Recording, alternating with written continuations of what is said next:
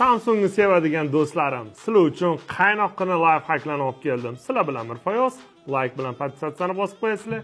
Ketdi. Samsungda birinchi life hack batareykani tez ketishini yana bitta sababini topdim. Buning uchun настройкаga kiramiz, подключениyaga kiramiz, Wi-Fi ga kiramiz. 3 ta nuqtani bosib Intelligent Wi-Fi ni tanlaymiz.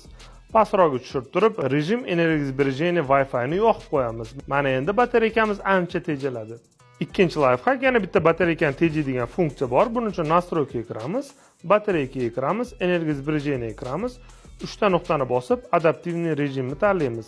Mana buni yoqib qo'yamiz, bo'ldi. Endi batareykali ancha tejaladi. Uchinchi life hack yana bitta batareykani tejaydigan funksiya bor. Buning uchun telefonga kirib turib, yulduzcha reshotka 9900 reshotkani bosamiz. Pastroqqa tushirib turib, low battery dump ni yoqib qo'yamiz. Bo'ldi. Batareykali endi ancha muddatga yetadi. Bu videoni barcha Samsungchilarga jo'natib qo'yinglar. OpenShop.uz esa Samsung smartfonlarini eng arzon narxda 10 yil kafolati bilan xarid qilishingiz mumkin.